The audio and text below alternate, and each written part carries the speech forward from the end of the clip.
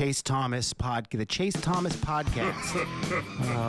My nephew needs me to record. See, I already hate it. I hate it.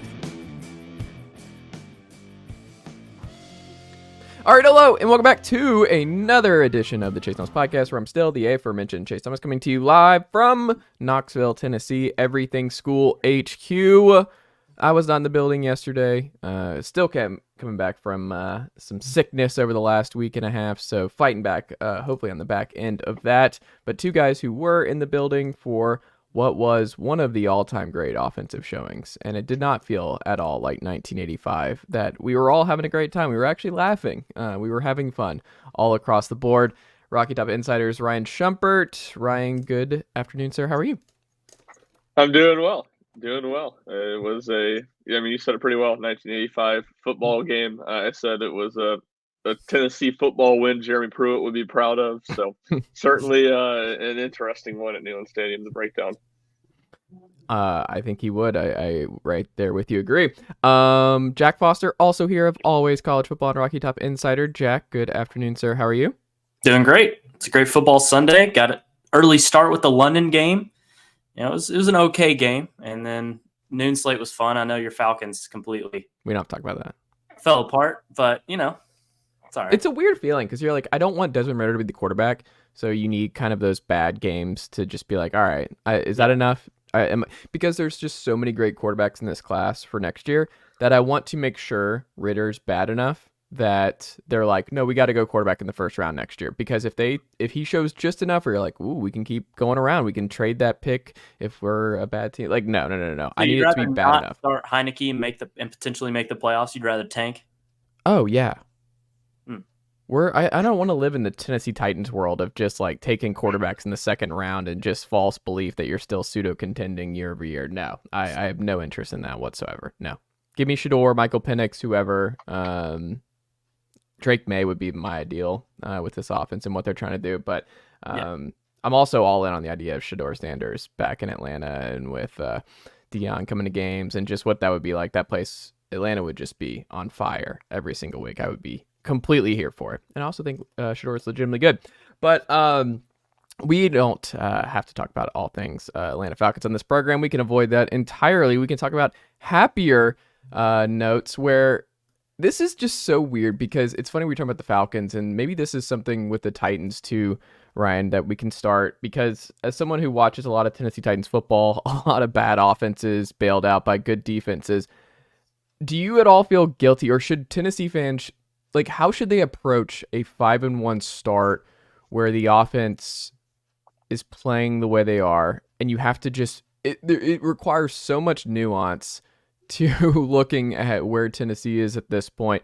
Like, should they be enjoying this? Do they have a right to complain about being 5-1 because we make the Jeremy Pruitt joke? Like, how much can they really be upset or concerned about where things are headed when you're sitting at 5-1 at this point in the season? That's a good question.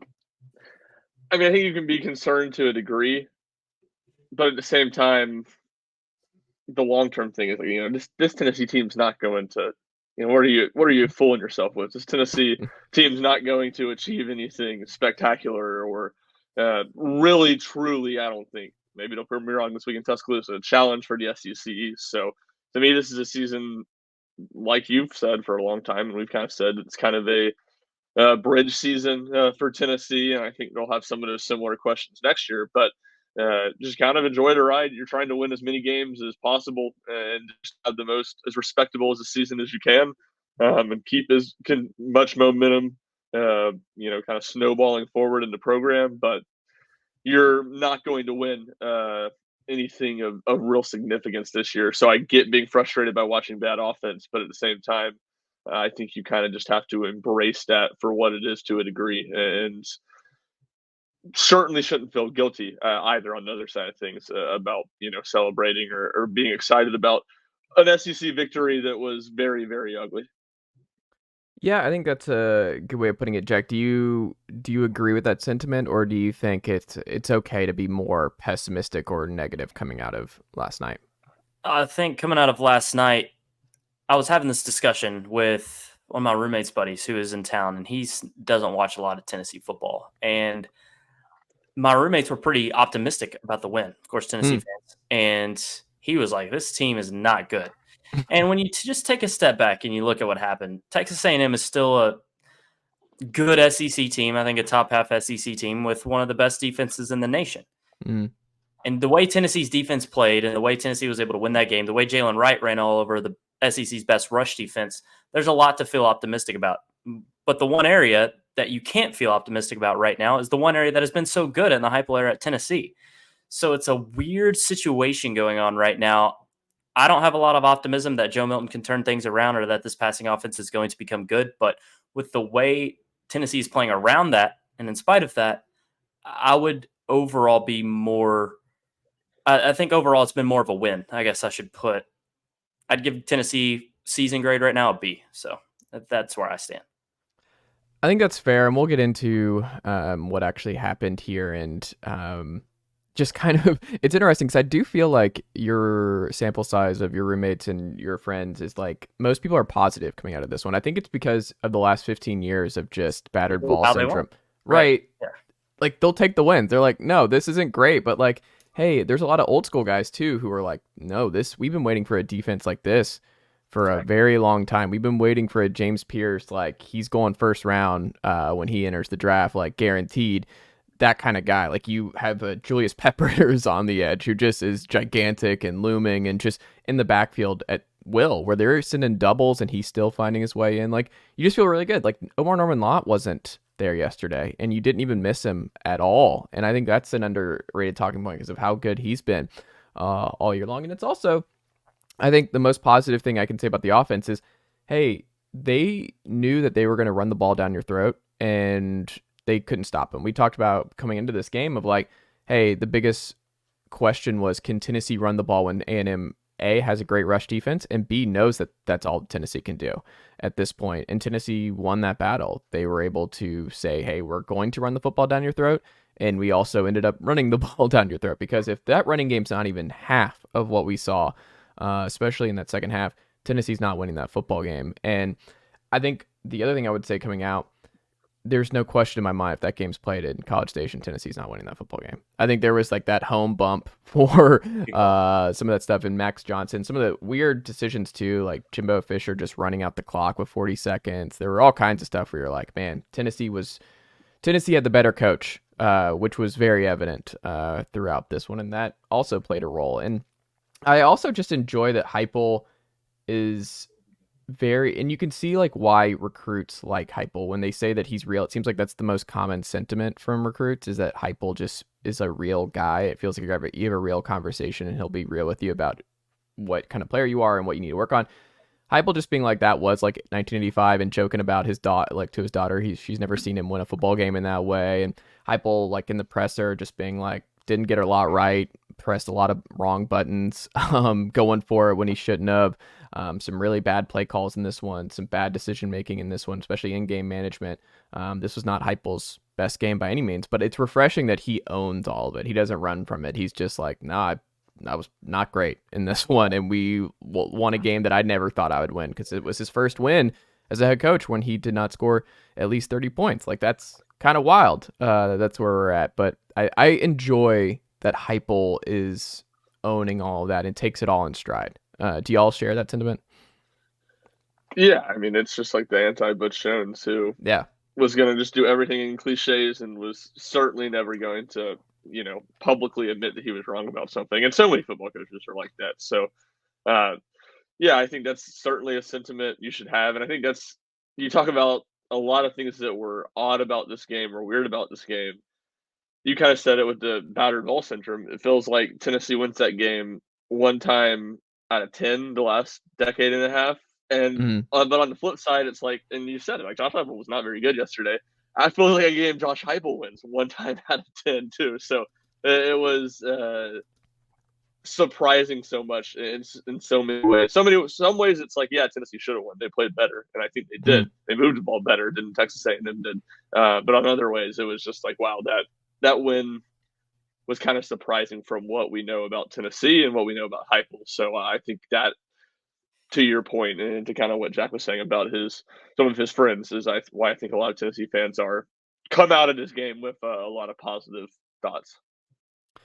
I agree. 24 hours later, though, Jack, what are you still thinking about from Tennessee's win over Texas A&M? I mean, the fact they won in different ways is, I think, the big story and the big takeaway. But I'll go another route and say just Jaylen Wright, making the case that he's the best running back in the SEC. He had more yards on the ground yesterday, 136 against Texas A&M, than Alabama's Jace McClellan, Auburn's Jarquez Hunter, and Arkansas's Raheem Sanders had combined against this A&M defense. So Jaylen Wright's just ability to run right through a defense like that and have such good efficiency. It's not even like he broke a long run. And this has been a trend for Jaylen Wright all year, where he has a great yards per carry. I believe it was just over 7 against Texas A&M, and his long was 23 yards. So Jaylen Wright is just an absolute staple for 6 to 8 yards per carry, it feels like, no matter what. And he's the best player on this Tennessee team, I think. And as long as he continues doing this, he's always going to give Tennessee a chance to win the game if they lean on him and it doesn't get too out of control too quickly. I like that. Do you share it, Ryan, or do you have a different one? It's a kind of one that goes hand in hand. I'd say the thing that sticks with me most 24 hours later is it's just crazy to me how important Cooper Mace has been for the offensive line. Like, we all knew he was important.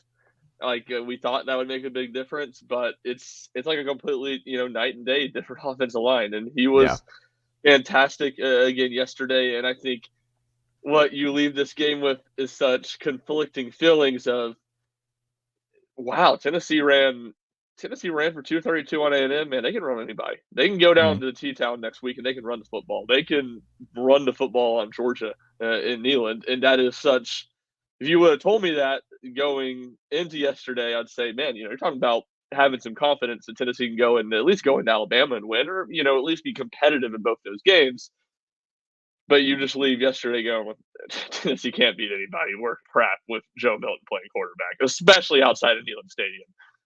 And just that dichotomy of how exceptional the running game was. And, like, man, Tennessee just, I think I said on this program multiple times earlier in the year that I thought this, or at least worried for Tennessee's sake, that this was going to be a run game that could run the ball really well on the middle class of the SEC and lower, but didn't have what it took to run against the best teams in the SEC. Well, they just had a fantastic running effort against probably the best run defense in the SEC. And that completely kind of changes at least a lot about how I view the outlook of mainly just the Georgia and Alabama game, but a little bit of the rest of the season as a whole too.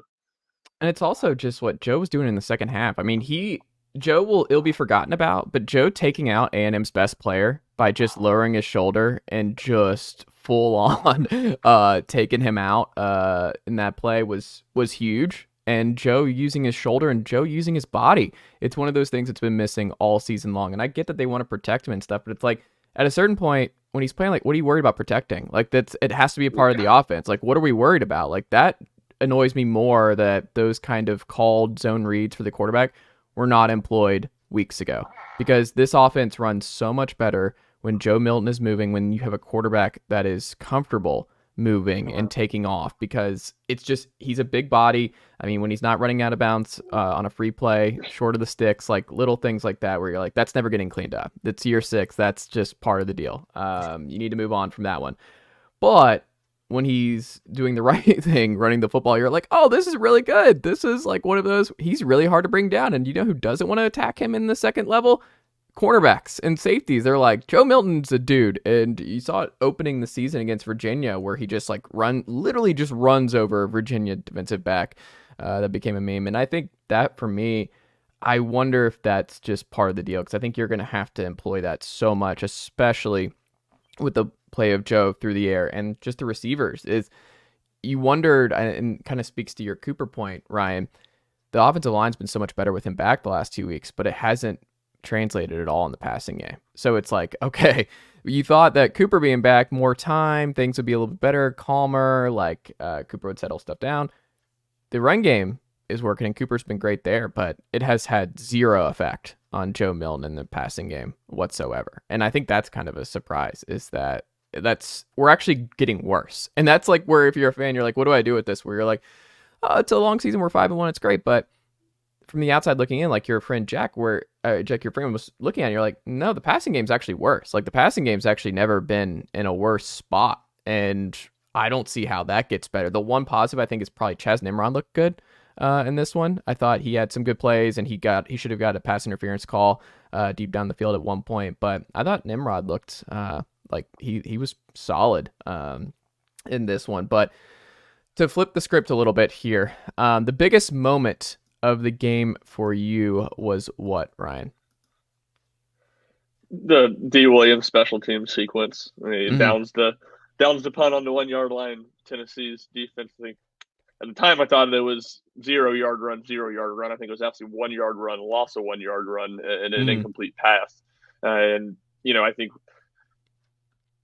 I think I used the term everybody in the building. I don't know about that, but at least myself, I thought Tennessee was going to go for the block in that situation with the ball on the 6-inch line after Texas A&M took a delay game and pushed it back halfway. So again, on third down, and Tennessee just completely played to set up the return, and the blocking was really, really good. Dee Williams had one man to beat, and it was the 12th man, and he did what Dee Williams did, what he does to dudes that only play on special teams and aren't good enough athletes to play on the rest of the field. And he just absolutely took his ankles and gave Tennessee a lead it wouldn't relinquish. And you continue to watch Tennessee the rest of that game. It was going to be a challenge for the offense to find the end zone. So that was just, to me, completely changed the dynamic of the game.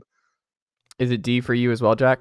Yeah, it has to be. It completely changed the course of the game. And, like Ryan said, they weren't doing anything offensively. Tennessee wasn't. And neither was Texas A&M. But it was just going to be a defensive struggle all second half. And if Tennessee didn't have that, don't think they win the game. So that, and great runner-up, good honorable mention, is Texas A&M's Randy Bond missing the field goal, the 50-yarder. It would have taken a 16-14 lead. If he makes that field goal, I think the Aggies win. So those two plays for me were 1 and 2. I mean, that's another. I like that point, and also just if the D stuff doesn't happen, if one of those things don't happen, I don't know if Tennessee wins this game. Like it's so weird to see them win in spite of the offense, where little things like D comes through in a big moment, downing a punt in a certain spot was a huge moment. The defense being as dominant as they were throughout. Jimbo not going for a score with 45 seconds on the road in that spot where you're just like, what are you doing? Like you gotta be aggressive, especially at Neyland in that spot. You've got to be aggressive. And I understand like the previous or 2 weeks ago, Shane Beamer tried to do the same thing and they throw a pick six and that completely flips the game. But you can't be scared in Neyland, and you also can't be scared of this offense. Like that's the other part of it. Right. What are you worried about? As long as you don't throw a pick six, what are you worried about with this Tennessee passing game? Yeah, no, nothing. It's shown you nothing to be afraid of outside of the running game. And on that call, originally, I thought it was very dumb that they didn't take a timeout because they had all three, I want to say. So they'd have gotten the ball back with about 1:20 left. But yeah, and then I still think it was a bad call. But it would have been risky. They were going to be backed up around the 10-15 yard line, and Max Johnson had a rough second quarter. So maybe that was just what they thought was best at the moment. I don't have a lot of problems with it, but yeah, you probably should be aggressive there. Yeah, well, I mean, SEC Mike Bratton of that SEC podcast, he got a lot of Tennessee fans up in arms this afternoon about that offense. I don't know if y'all saw the tweet about just how historically bad this Tennessee passing game is right now. They're currently 126 in the nation in pass plays of 20-plus yards. Only ECU, Utah, Eastern Michigan, Navy, and Air Force rank below the Vols.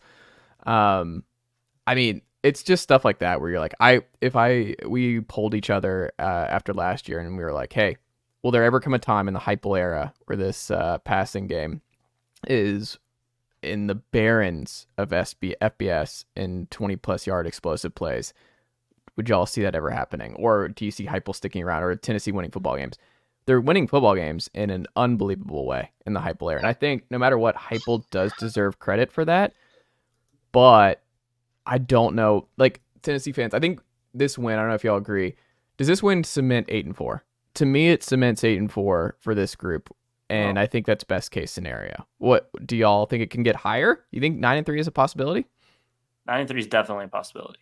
So who do you have the rest of the way? Because I have the guaranteed losses the rest of the way is Mizzou. At Mizzou, I've got Georgia, and I've got Bama as the 3 guaranteed losses. Like, there's no path to victory. You're not outscoring Mizzou. That's over. It's on the road. They're going to cook. Like, not sorry for the pun. It's over. It's over. Sorry, guys. I refuse to ever say that it's over against Eli Drinkwitz in Missouri. It's time. Never am I going to say that about anything. Jack, it's time. So I do. I think Missouri's the 3rd hardest game remaining. They beat Kentucky, so they have to be, right? But I'm not. I still pick Tennessee in that game. I think 9-3 is the number right now. Ooh, do you Jack, agree, Ryan? I think 8-4 probably is the number. To me, it's not best case scenario. I mean, they definitely can go 9-3. They can go 10-2. I think that's part of the issue to me, right? Is like 10-2. Don't do this to fans, Jack. You can't do this. If Brock Bowers is not playing for Georgia, Carson Beck it's going to be a long day. Oh, no. And if they can find a way to run on Georgia, they can maybe eke out that win. I would not pick it, even if Brock Bowers isn't active. But he's by far their best player, and he saved them a couple times this season. I mean, that's fine. Kirby doesn't. How much film work does Kirby have to do for Joe Milton that week? How much is Kirby losing sweat over Joe Milton at home? You got one of the biggest difference makers in the SEC right now. You got 2 of the biggest difference makers in the SEC right now on Tennessee's roster, and Jaylen Wright and James Pearce. I agree with that. So, I don't know, Jack. Jack. Don't let Chase give you a hard time. This mid-season, his record prediction. It's literally a bit. He's doing a bit right now. I'm not doing a bit. 2 weeks ago, you sat here and told me you thought Tennessee was going 10-2, and it was 100% a bit. And hold on. I thought that too. The bottom has fallen out in the passing game, Ryan. The bottom has fallen out where like there's no path. The bottom has fallen out for me. I can't. I also need for my own headspace to them not just do. You see what I'm saying? Like it's so complicated. Where I'm like, this is just. You can say like it's horrific what this passing game is, and it's unacceptable that it's gotten this bad. Like somebody has to be a fall guy for how bad this passing game is. I want names of what's going on here in terms of just like, is it receivers? Like, I can't wait for after the season conversations about what happened here, week in, week out. But I mean, the receivers aren't getting open. You're banged up. You got absolutely nothing out of Dante Thornton, and that ship's probably sailed at this point. Caleb Webb doesn't do anything yesterday in a spot. Well, Chaz Nimrod just got the start, and there's only so many snaps to go around. So I think you could see a lot of rotation there. And Heupel had good things to say about Webb postgame. I mean, that's good. I mean, Webb played 32 snaps. It's not like he wasn't on the field for significant. All this, the receivers aren't great, and Ramel Keaton has been really bad. That's the big one for me. But it all falls on Joe Milton just not being good at all. So, I just can't see 9-3. That's where it starts.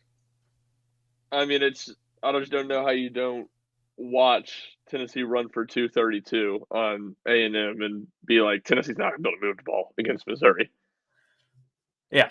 I mean, they're going to be on the road. We've seen Joe Milton on the road in the SEC. Yeah. Like, I'm not scared of Como, though. And I think it's you don't just walk into Como on a nooner on the SEC network and just expect to come out with a dub, Jack. You just don't do that. With where you were at a few weeks ago on it, Chase, where you said, Tennessee, if the game's at noon, Tennessee's fine. If the game's at night, then it's over. Like, I'm kind of not quite to the degree of that statement, but that's kind of where I'm at with that game right now. What do we think? Is it going to be a nooner? What's the schedule that weekend for the SEC? Is that looking like a nooner? Let me go look it up. Because Kentucky's definitely going to be a night game. I feel like they always put Kentucky and Tennessee at night. Yeah. As you see, I mean, I had a joke a few years ago on Twitter that Jordan Rodgers and Tom Hart and Cole Kubelik, they just gotta have homes at this point in Lexington, because there was a 3-year stretch where they didn't leave the state during the season, and I actually think Nicole Kubelik and with Greg, their radio show, liked the tweet. So I think there was something to that people weren't too happy. Jack, do you have an insight into Greg when he's coming back to Knoxville? Do you know? I don't think Greg will call a Knoxville or a Tennessee game this year. Ooh. I just don't see it happening. Who did he call last year for Tennessee? Just the Orange Bowl. Was that it? Yep. He called Tennessee, Alabama in 21. Maybe another. I wasn't working with him at that I remember time. Alabama in 21 because yeah. And I'm actually surprised that we got CBS back to back for Tennessee. I thought Tennessee Bama would be at night. Oh, it's the slate. You haven't looked at the slate next week. Is it bad? It's a horrific slate. Ole Miss, Georgia, I would assume will be the CBS game that week. Yeah. Which there's Alabama, Kentucky, Florida, LSU, Auburn, Arkansas, South Carolina, Vanderbilt, Texas A&M, Mississippi State. To me, it seems like it'll be one of the ESPN night game, SEC Network night game, or ESPN noon game. Seem to be the most. The difference between 9-3 and 8-4. Decision makers, I need y'all to do your work. Put this on at noon. If it's at night and cold and everything else, and it's that kind of environment, no, I don't like it. Favorite field, man. You don't just come in and win. No, field. You don't just as Georgia learned yesterday. You don't just walk into West End in Nashville, Tennessee, and have an easy win against the Vanderbilt Commodores. That doesn't happen. No. Best and worst from Josh Heupel this week, coaching wise, for you, Jack. What was the best thing he did in this game, coaching wise, and what was the worst thing he did in this game, coaching wise? Okay, so the worst thing, I'll start there because the 4th and 7 going for it, I did not like. I would kick there. And I know Charles Campbell missed a 50-yard field goal prior to that, but I'm kicking there every day of the week. And you put the ball in Joe Milton's hands too. So what had he shown you at that point to where you felt comfortable or there was a good chance you're going to pick that up? So going for that, I didn't like at all. It'd been a 47-yard field goal, I believe. It was from the 30. The best thing, I think there weren't too many to choose from. Yeah, I'm struggling to think.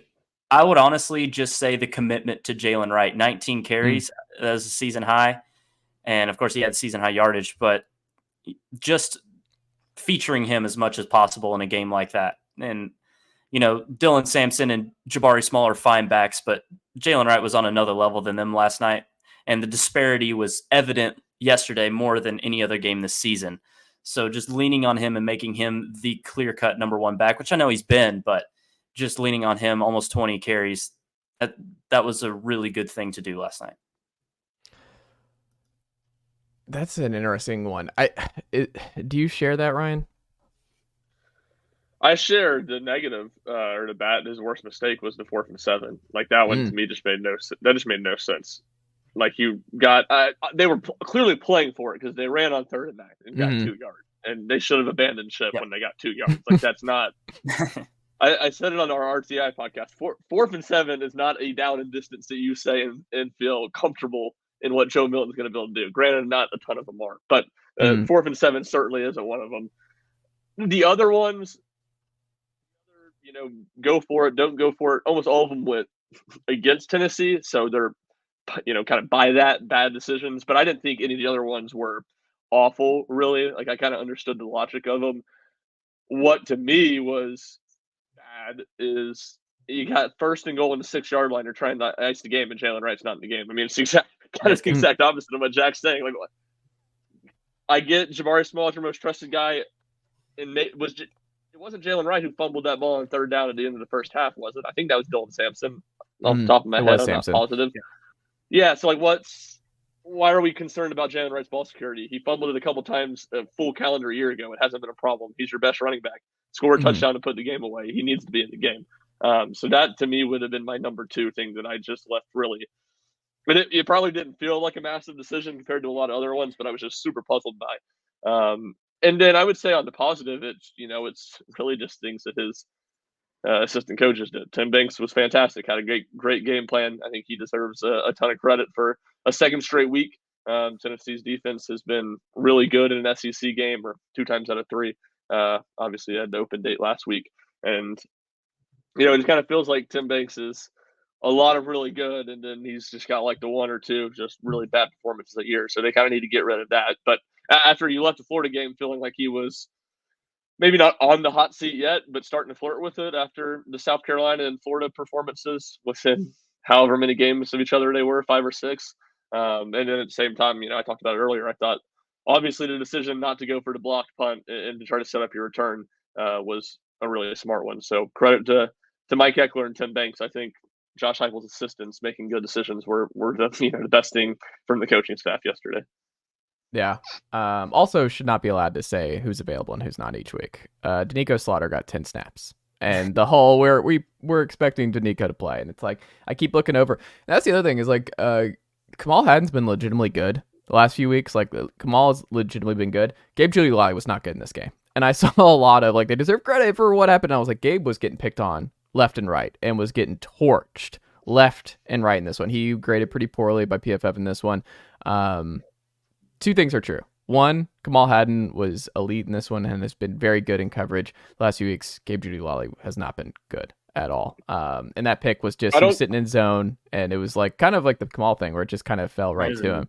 Both picks were very easy to make. Yes. Yeah, I mean, I agree to Gabe Giulio wasn't great, particularly compared to Kamal Haddon, who has played really well the last two games.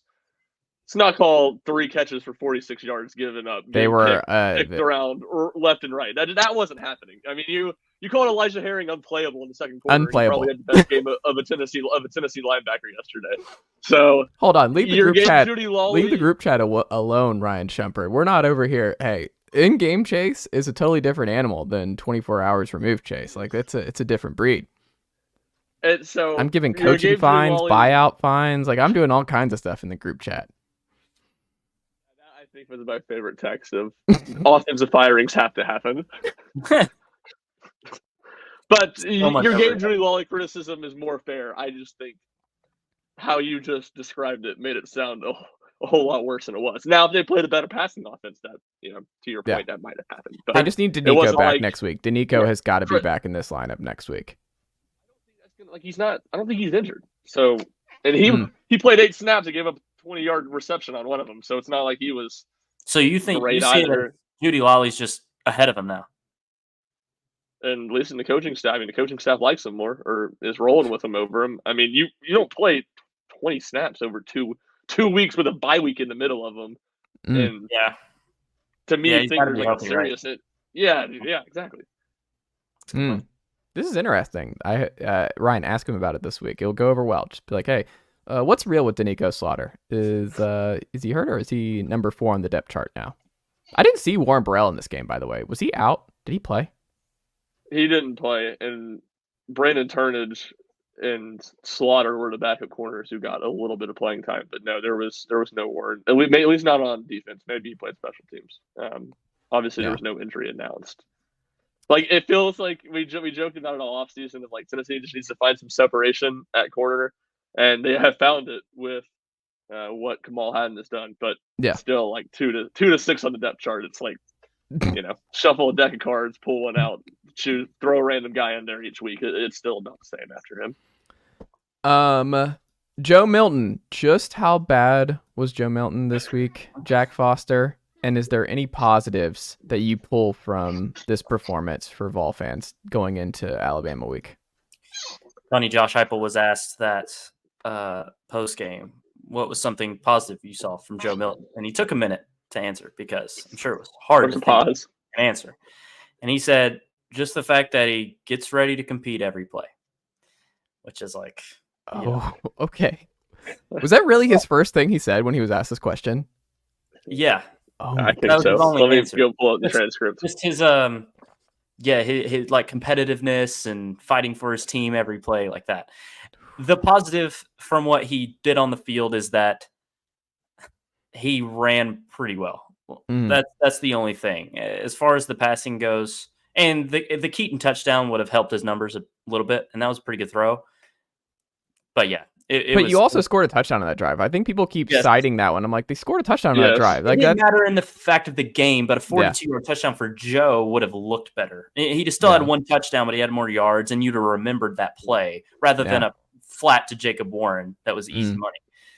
But yes, he was horrific last night. There were so many times, countless, where a receiver or pass catcher would be open in the middle of the field, and I see him staring at him. Like, he sees it, and he's not getting pressure. He's got a clean pocket, and he's just not throwing the ball. I literally don't know what was going on with Joe Milton last night. And I've been a Joe Milton defender for the majority of this season, but last night was other level bad. He's holding onto the ball way too long. His pocket presence was really bad, even for him last night, because that's the worst part about his game. It was not good at all. Not good at all. And Brian made this point on the RTI postgame podcast that there were a couple of times to where if Joe Milton would have made a better throw, they'd have probably got a DPI call. But the throws are so bad, so just sailing out of bounds or way over someone's head or way too deep that it's uncatchable. And honestly, they got some calls that I probably would not have given them because the balls were uncatchable, but it was 1 or 2 DPI calls they actually got that were, a benefit. So it was really bad. Is Ramel just surprised when the ball's on the money now? Like, because so many of those are behind him over the middle, where it's like when he's now dropping the easy ones because it's like, oh, it's actually where it was supposed to be that time. I wonder if that's part of Ramel. He just cannot get in a groove with him. Feels like his first target of the season was a dropped wide open touchdown. So That's I'm true. not sure. I just am trying to be positive about Ramel. It hurts my soul that Ramel has been as bad as he's been all year. Like, it just hurts me. Josh Heupel on what he liked about Joe Milton's performance. Through all the ups and downs, he continued to fight, continued to compete, continued to be willing to go out there and play the next play. And it's where it starts as a competitor. So love that part. There's things that offensively, all 11, we got to be better, coaches included. So basically, yeah. And it's tough too because like you can't even like I've moved on from the it's Nico time. Like I shout out to Rob Lewis at VolQuest leading his post gamer with what else? What are we sure Nico can't do what Joe, you're getting from Joe at this point? The people who are worried about he must be worried because like that's the other part is now there are fans who are like, oh well, what is Nico like at practice if he can't be better than Joe? And it's like it's not a practice thing. That's not what's happening here. I have a thought on this. Okay, go for it. And Joe is very conservative and tentative. And he made the really bad interception where he shouldn't have thrown it. But for the most part, like I said, he's holding onto the ball too long. He's not trying to take any chances. Yeah. And that's probably a product of the coaching staff a little bit too. But anyway, maybe Nico's the total opposite. And Nico's just going to come out firing. And, if he makes a bad play, then he makes a bad play. So maybe the downside with Nico is actually worse because he's going to take so many more chances and that's more opportunity for turnovers. But obviously the highs are going to be higher than anything Joe Milton's doing. Also, that 4th and 7 rollout call is like, oh, that was a Nico call. Like that's like if you have Nico Iamaleava on that play, I think that's okay play call on 4th and 7.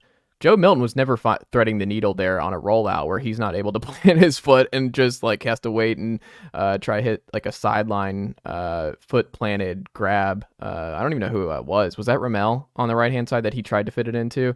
Like that's not going to happen. That's a Nico type throw. So I don't know. I mean, that's wild that was Heupel's first because it's just, what are you going to say? Because I read the comments too. Like I'll see different posts and they're like, that's our guy. Like I think Caleb Herring had something under a Joe Milton post on Instagram that I saw. Like he's so likable and every fan wants him to do well. And I think he just leads the locker room. He's the leader. You can't make this change. And the other part of it is like, you're winning. Like it's one thing if you're losing week in, week out with Joe and these offensive performances are happening, but you're winning. So you can't make this change. Like you're 5-1 and he's been awful, but I mean, you just can't do it. I think the talks you can't make it. Sorry, go ahead.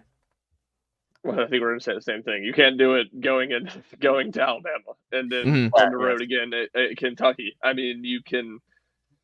It's just not a time you're going to make a change, especially after a win. So you're right. I mean, I've always been hesitant to say Tennessee's, Nico's just better than Joe because I have not watched Nico Iamaleava play any significant football in his entire life. So who am I to know what Tennessee has in Nico? But to your point, it's hard for me to think that yesterday Nico could have been any worse than Joe Milton was. I mean, it's very hard to fathom that being possible. Well, I go back to the field goal miss from A&M, and that was after Milton threw the end zone pick. If they make that field goal and win the game, we're talking about that end zone pick a lot more and how that lost Tennessee the game. And then maybe the talks of a quarterback change are getting ramped up, even though Bama is next week and there's more buzz around that. So, yeah, it's a couple of other things could have fallen Texas A&M's way to where we're talking about that a lot more. I guess is the point I'm trying to make. I also just think we're going to learn a lot more because, like, he's gotten through to this point. You're halfway through the season, and we've talked about what the record will be. We're talking about 9-3, 8-4 with Joe riding the rest of the way. And if this staff thinks Joe, if they can keep him to this point in like, look, the running game being as dominant as it is, the offensive line being healthy, and the defense being as good as it is, I think there's this belief of like, let's not rock the boat if we can still find it. Because that's the thing that drives me nuts is that there are still fans who are like, we control our own destiny. Like Tennessee can still get to Atlanta. Like, no, this team cannot get to Atlanta. Let's just, I want everyone to be like reasonable with this Tennessee offense and what they can actually be. Because it's like, no, they're not going 11-1. That's not happening. This team got who they were on the road at Florida. Like that's still going to rear its ugly head, I think, on one of these road SEC games that they have left to go. So when you think about all that, I just think, hey, if you can get to 9-3 with Joe and it's ugly and it's terrible, but you can get there and then maybe win a bowl game or make the change for the bowl game. Be like, hey, Nico, do you want to get your first start in bowl game against some second teamers who we're playing? Probably not. But I mean, I get the idea of just let's get out of this year and just get to Nico next year with a bunch of new guys and everything else. But like, if we believe in our heart of hearts that we can get to 9-3, even with this version of Joe Milton, why make a change? But if you feel like 7-5, 6-6 is on the table, then obviously you have to make different choices. But I think because they've won enough, I don't think the staff is just like, we're rocking the locker room boat. And I understand that. That's the point. Is the locker room point. You know, is especially like you're right. Tennessee's not winning SEC. That's not happening. But as long as that's this that's possible to do, and you talked about all offseason that's your goal is to win the SECs. You're not going to make a change with the guy at quarterback that everybody likes, and you're still alive in that boat. I'm doubtful, to your point, that they're going to do that even if they split the next two games at Alabama and Kentucky. But no, you're right, and it does feel like it's like what I said at the beginning when we're talking about how Tennessee fans should feel about this game. This team's not going to accomplish any great championships. This is about maintaining as much respect and positive momentum moving forward where the program is, where you look at this season and say, yeah, Tennessee took a step back. How could you not, losing the quarterback and receivers that they did? But they were still very respectable, one of the top teams in the SEC, and it's clear that Josh Heupel and his staff still have this thing moving very much in the right direction. Yeah, I think so. Last thing on all of this before we talk Alabama real quick and wrap up here. The wide receivers who are picking up more attention. I think that's also helping the Joe Milton conversation is guys aren't getting open. Y'all are eyes in the sky. Y'all are seeing. You said, Jack, you mentioned Joe missing some guys in this one. I mean, how much of it is fair to put on the receivers, to put on Ramel Keaton, who's had a horrible, horrible year. The loss of Brew McCoy, even what we saw from Brew McCoy earlier, how much of it is on the receivers not getting that separation and not helping bail out Joe Milton, similar to the way that Cedric Tillman and Jalen Hyatt and company bailed out Hendon Hooker when he was in the move and had to make plays last year? Yeah, I don't put a whole lot of blame on the wide receivers. They haven't been great, but like I said, there's so many times where I see guys open in the field and Joe's just not throwing it. And he's, just the pocket presence is bad. So I don't have strong feelings that the receivers have been really bad this year. Keaton's had some awful, awful drops. I don't think he's been good. But Squirrel White, for the most part, has been good. They're just not getting involved, and I really just think that's because of Joe. And there's not a first-round receiver on this team, especially now with Brew hurt. So there's not a big difference maker. But like I said, I'm not going to put a whole lot of stock into it. So. Okay. I like it. Do you agree, Ryan?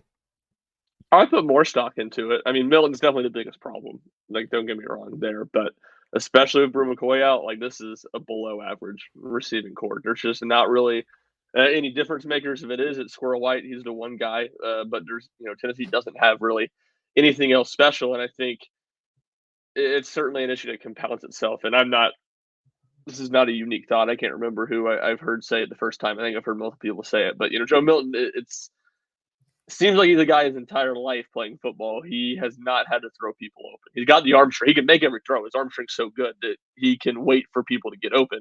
Well, this is a receiving core and an offense where he's going to have to throw some people open. It's just so good. You can trust him to get wide open. And to Jack's point, there were some times yesterday that guys were running wide open over the middle, and he looked like Malik Willis wasn't letting it rip. But that is a part of it too, where I feel like, waiting for guys to get open when he needs to. You need a quarterback with this receiving core. You need a quarterback that's good enough to throw some guys open or put the ball, trust the receiver's going to be there and put it in a spot that, again, as you see him be more tentative, it just doesn't feel like he does that a ton. So there's issues on both of them. Tennessee's receivers, I think, are doing Milton not many favors, but certainly Milton, deserves. That's the bigger issue right now in the passing game. Does Heupel get a statue if they go 9-3 with the worst quarterback in the conference? Is he really the worst quarterback in the conference? You kept saying that yesterday. Yes. I wasn't really thinking about it. I don't think you can say that. Who's worse? Who would you take Joe Milton over right now in this offense? I don't think Peyton Thorne's that good. But would you rather have Peyton Thorne? No. I actually probably wouldn't. That's a good one. I mean, Well, that's it. We're at the bottom of the barrel. That's what I'm saying. There are 14 teams in this conference. Yeah. Who's playing for Vanderbilt these days, the quarterback? Yeah, Vanderbilt's been better. Hold on. Swan was putting up numbers. Seals? I would take either of them over Joe. I think they're having better years. What about something I did not think was going to be a conversation, but Devin Leary being one of the worst quarterbacks in the league. That guy's had a horrific year. It's true. I think he's kind of been worse than Milton. I don't know about that. He's made more mistakes. Yeah. Oh, what have you seen from Devin Leary that's been like, oh, wow, that was good? God, what you've had me thinking about is Devin Leary versus Joe Milton in a couple weeks. Like we're very close to Jaylen Wright versus Ray Davis. That's true. The next 2 weeks are gearing up to be some spectacular run pass punt football game. I mean, Tennessee, Alabama, and Tennessee, Kentucky. Those two matchups are. We do not trust our quarterback very much. Let's run the football, pass it when we have to, punt it back to the other team and play defense. Great. So what I'm saying is expect more 1985 football in the next 2 weeks. I think we might be. Probably not to the extent we saw it against Texas A&M, but I think we might see some more of it. I agree. Going into Alabama, quick thing. We'll wrap on this. Ryan, the line came out +10 for Alabama. Alabama's favored by 10. Going into this one, do you, a week out, feel like Tennessee wins this outright? Do they cover? Or do you think this is a Alabama comfortable win on the road? I definitely don't think Tennessee wins. I would say probably maybe lean a little bit more comfortable Alabama win, just with the fact of having Tennessee's passing offense and what they did at Florida and their only road game so far this season in the back of my head. But, you can't sit here and watch Arkansas give Alabama a 4 quarters game in Tuscaloosa yesterday and be like, oh, I can't see Tennessee keeping this one competitive because, I absolutely can. And again, like what we learned about Tennessee yesterday is that they can run the ball. Or I think they can run the ball against Alabama and Georgia. I'm really confident they can run the ball against Alabama. The key is going to be to stay out of 1st and 15 because we talk about so much of how good Jaylen Wright is. There's still not a ton of 30, 40-yard run in this offense. It's a lot of 15-yard run, 7-yard run, 8-yard run, and that's a lot more effective, and you can lean on that a lot more when you're not playing behind the sticks every down or every set of downs like they were at Florida. Do you share that, Jack? Yeah, I was just going to say, you can't, after watching Milton yesterday, you can't say you feel comfortable with Tennessee's chances to win, but it will be close. I think it'll be close for 60 minutes. And the thing about it is, and it goes for Alabama too, because if Milroe plays really well for 4 quarters, then they're going to be rolling too. But if Milton can somehow figure something out, and if a wide receiver can somehow emerge and have a really big day, then Jaylen Wright keeps going. If James Pearce and Tyler Barron keep wrecking quarterbacks, I feel like Tennessee has a good chance to win. So it's a big if, but if that can somehow get turned around, Tennessee turns into a really, really good football team. But right now, can't pick Tennessee confidently at all. I'd still pick Bama by about a score. Yeah, I agree. I think Tennessee actually covers. I don't think Tennessee wins this game. I would be absolutely floored if Tennessee wins this game. I think it's their most losable game on the schedule from here on out. But I do think that Alabama is just what they've shown this year, and Tommy Rees in this offense, this is going to be a game. And I think Tennessee will be in it late. And I would be surprised if Alabama won by 10 plus in this one. That's where my head's at. But I also think, to Ryan's point, it's going to be low scoring. It's going to be a lot of run, pass, punt, and it's going to be ugly. My guess on both sides. Both fans are not going to enjoy this game. It's my guess. Like last year, we saw so much fun on both sides of the ball. This year, I think both fans are just going to be in hell. Like I'll be in New York watching this at the Tennessee Sports Bar with some friends, and like it's just I can only imagine for the good folks who are attending and just sitting in the stands, like, oh my god, like it's gonna be 7-3 going into the half or something, multiple picks on both sides, and it's just not fun. I have a hard time believing this is going to be an enjoyable experience for anybody involved on Saturday. Yeah, what piques my interest from this is I'm going to be hilarious reviews from Chase Thomas watching a Tennessee Alabama game at New York Tennessee UT Sports Bar. From I think it's a lot of casuals and very unknowledgeable fans at that place. From a friend that lives in New York City and has been a time or two, which can make for a fantastic combination with Mr. Thomas. Am I getting thrown out? Am I getting assaulted by fellow Vols? Is that what you're hinting at, Ryan? No, I don't think you're getting. I just think you're gonna like when this game is inevitably like awful in the third quarter and like so it just is gonna feel so winnable to Tennessee. Like if they had competent quarterback play, you're gonna just want to like kill the people around you. I think it's gonna be more you maybe assaulting them. No, like the first person who's like, Joe's getting better as the season goes, shut up! That's enough! Casual. I'm just shouting at people. Yeah, it's great. And then they're like, I don't know. You're just screaming about how unplayable Elijah Herring is in the second quarter, and people are like, who is Elijah Herring? We've never heard or they're like, Dante Thornton. Somebody is just like, Dante Thornton looks good. Why doesn't he play more? And I'm like, I'm just losing my mind. Like, yeah, that'd be great. Would love Dante Thornton to play more. I would love Dante Thornton to do a single thing this season. That would be nice. One moment. Do we get one? It's funny, Joe. One of Joe's most accurate passes yesterday ended up being caught by a Tennessee receiver that was not intended for. I mean, he threw that ball right between Dante Thornton's hands, right on the chest, and then boom, assist. Little hockey assist for Joe Milton to McCall Castles on a big third down conversion. Oh my god. Oh, what a time. Jack Foster, Ryan Schumpert, always a pleasure. I'll talk to y'all next week.